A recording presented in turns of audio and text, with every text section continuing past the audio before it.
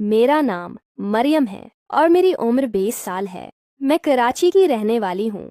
लेकिन जो कुछ मैं अब बताने जा रही हूँ वो इस वक्त की बात है जब मैं सिर्फ 16 साल की थी। मेरे कजिन्स की शादी थी और वे शादी पेशावर में होनी थी। सारे घर वाले बहुत खुश थे और शादी की तैयारियों में मसरूफ थे। मगर मुझे सबसे बड़ा झटका इस वक्त लगा जब मेरे अब्बू ने मुझे बताया कि तुम स्कूल के पेपर्स की वजह से घर पर रहोगी। मैंने कहा, अब्बू मैं अकेली कैसे रहूंगी? तो अब्बू ने कहा कि तुम्हारे चाचू उमरान आ जाएंगे।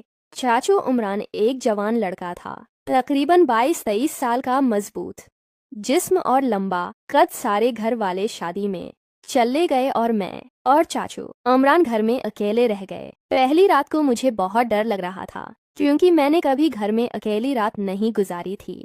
मेरे हाथ पांव कांप रहे थे और दिल धड़क रहा था। तब चाचू ने कहा कि तुम डरो मत, मैं तुम्हारे साथ हूँ। तो यह सुनकर मुझे थोड़ी तसल्ली हुई और फिर मैंने चाचू से कहा कि मुझे बहुत बोरियत हो रही है। चाचू ने मुस्कुराते हुए कहा कि तुमने कभी घोड़ा घोड़ी का खेल खेला है?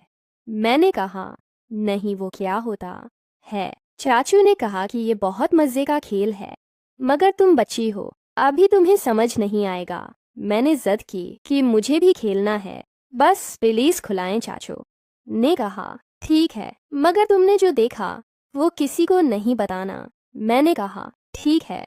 फिर चाचू ने मुझे कुछ नई बातों से आगाह किया और कहा, ये सिर्फ एक खेल है जो बड़े लोग खेलते हैं। मगर मुझे अजीब सा एहसास हुआ क्योंकि मुझे कभी ऐसा कुछ नहीं किया गया था। मैं शर्म से पानी पानी हो रही थी।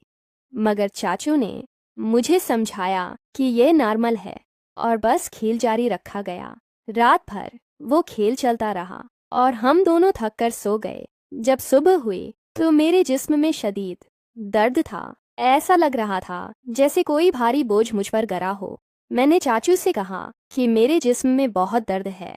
तो चाचू ने कहा कि ये तुम्हारी पहली बार थी इसलिए दर्द हुआ है, अगली बार तुम्हें मज़ा आएगा। दूसरी रात आई तो मैं खुद चाचू के पास गई और कहा कि चाचू फिर से वही खेल खेलते हैं, मुझे अब पूरी तरह सीखना है। चाचू ने मना किया और कहा कि ये खेल अच्छा नहीं है, हम ये खेल दोबारा कभी नहीं खेलेंगे। मगर मैंने चाचू को धमकी दी कि अगर आपने खेल न खेला तो मैं अबू को सब कुछ बता दूंगी। ये सुनते ही चाचू डर गए और बोले, प्लीज अबू को मत बताना, मैं तुम्हारे साथ खेल खेलूंगा।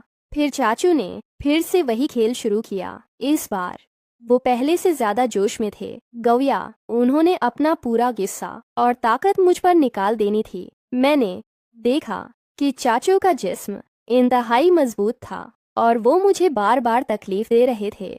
मैंने चाचू से कहा कि चाचू जरा आहिस्ता खेलें, बहुत तेज हो रहा है, मुझे दर्द हो रहा है। मगर चाचू ने मेरी एक न सुनी और बोले कि खेल में अगर तकलीफ नहीं होगी तो मज़ा कैसे आएगा।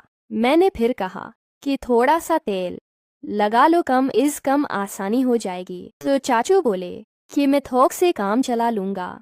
और इसके बाद तो चाचू ने ऐसा खेल खेला कि मुझे लगा कि आज मेरी जान ही निकल जाएगी। मैं चीख रही थी मगर उन्होंने कानों में रोई ठोंस रखी थी।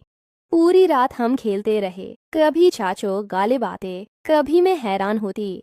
सुबह होने को आई तो चाचू ने कहा कि अब बस करो, बहुत हो गया। मगर मैंने कहा, नहीं, अभी खेल खत्म नहीं हुआ। चाचू इस बार पूरी तरह थक चुके थे मगर मैंने उनको भी नहीं छोड़ा। आखिरकार दोनों थक कर वहीं गिर पड़े। सुबह की पहली किरण जब कमरे में आई तो मैंने चाचू का चेहरा देखा। वो बहुत थके हुए लग रहे थे, आंखों के नीचे गहरे दायरे थे और उनका जिस्म कांप रहा था। मैंने चाचू से कहा कि उठो, नाश्ता करते हैं, मगर वो उठने की हालत में ही नहीं थे। मैंने खुद उठकर नाश्ता तैयार किया और चाचू को जगाने लगी। इस वक्त मेरे जिस्म में अब भी दर्द था, मगर अब वो दर्द मुझे अजीब सा एहसास दे रहा था। चाचू ने नाश्ता करते हुए कहा कि तुमने तो मुझे ही तबाह कर दिया, तुम तो बहुत शरारती हो। मैंने मुस्कुराकर कहा कि चाचू आप ही ने तो मुझे सिखाया है इतने। मेरे अबू का फोन आ गया कि हम लोग 2 घंटे में घर पहुंच रहे हैं, तुम दोनों घर को साफ सुथरा कर लो। ये सुनते ही चाचू की रगों में खून दौड़ गया। वो भागकर बाथरूम में गए और पूरा घर साफ करने लगे। मैंने भी उनकी मदद की। हमने कमरे से लेकर किचन तक सब कुछ इतना साफ किया कि पालिश लग रही थी। मगर मेरे जहन में एक ही बात थी कि अबू को कुछ पता न चले। जब घर वाले आए तो सब बहुत खुश थे। अम्मी ने मुझे गले लगाया और कहा कि बेटी, तुमने बहुत अच्छे से घर संभाला। मगर मैं चाचू की तरफ देख रही थी कि वो क्या कर रहे हैं।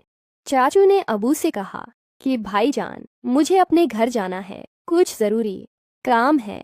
अबू ने कहा ठीक है चाचा, जाना है तो चले जाओ। चाचू ने मुझे एक लंबी गहरी नज़र से देखकर कहा कि याद रखना, किसी को कुछ मत बताना। मैंने कहा ठीक है चाचू। चाचू के जाने के बाद मेरे जहन में एक ही बात घूम रही थी कि क्या ये सही था जो हुआ। मैंने खुद को बहुत बुरा महसूस किया। मैं समझ गई थी कि चाचू ने मेरे साथ बहुत बड़ा गलत किया, मगर इस वक्त मुझे पता नहीं था कि ये खेल नहीं बल्कि एक जुर्म था। मैं 16 साल की मासूम लड़की थी और उन्होंने मेरे साथ बदतमीजी की, मगर खौफ की वजह से मैंने किसी को कुछ नहीं बताया।